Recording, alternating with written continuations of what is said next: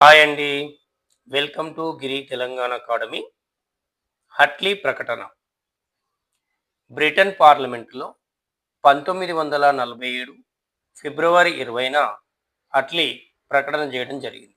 ఏమిటదంటే భారతదేశానికి 1948 జూన్ 30 నాటికి స్వతంత్రం ఇస్తున్నాము. అనగా భారతదేశం నుంచి బ్రిటన్ ప్రభుత్వం వైదొలుగుతుందని ప్రకటన చేశాడు. ఇందులో భాగంగా ప్రస్తుతం భారతదేశానికి వైస్రాయిగా ఉన్నటువంటి వెవెల్ స్థానంలో లార్డ్ మౌంట్ బాటన్ని నియమిస్తున్నట్టు ప్రకటించాడు. దీంతో వెవెల్ ప్లేస్లో ఎవరు వచ్చారంటే లార్డ్ మౌంట్ బాటన్ వచ్చాడు.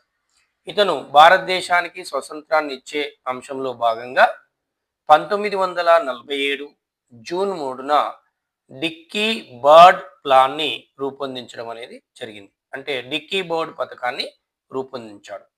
ఇందులో ముఖ్యమైన అంశాలు ఏంటంటే భారతదేశం ఇండియా, భారతదేశము మరియు పాకిస్తాన్ అనేటటువంటి రెండు దేశాలుగా విభజించబడుతుంది. అందులో భాగంగా పంజాబు మరియు బెంగాల్ అనేటటువంటి ఈ రెండు రాష్ట్రాలని విభజిస్తున్నాము అని ప్రకటించాడు.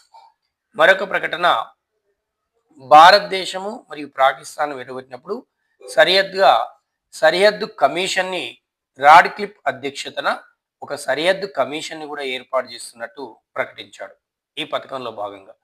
మరొక అంశం ఏంటంటే భారతదేశంలో ఉన్నటువంటి స్వదేశీ సంస్థానాలకి పూర్తి స్వేచ్ఛని లభిస్తుంది. అంటే అవి స్వతంత్రంగా ఉండొచ్చు, లేదా వాడి ఇష్టానుసారంగా భారతదేశంలో కానీ పాకిస్తాన్లో కానీ కలవవచ్చునని ఈ పథకంలో భాగంగా తెలియజేసినాడు. అంటే ఇండియా పాకిస్తాన్ విడబడుతుంది. దానిలో భాగంగా పంజాబ్ మరియు బెంగాల్ రాష్ట్రాలను విడగొట్టడం జరుగుతుంది. దీనిలో భాగంగా ఒక రాడ్క్లిఫ్ అధ్యక్షతన సరిహద్దు కమిషన్ ఏర్పాటు చేయబడుతుంది. అలాగనే దేశంలో ఉన్నటువంటి స్వదేశీ సంస్థానాలకి పూర్తి స్వేచ్ఛ లభిస్తుంది.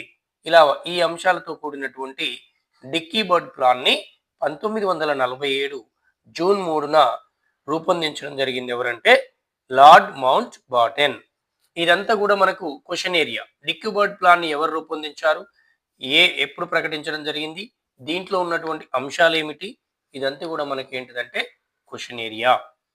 మరిన్ని వీడియోల కోసం మా ఛానల్ని లైక్ చేయండి, సబ్స్క్రైబ్ చేయండి, మీ దగ్గర వారికి షేర్ చేయండి.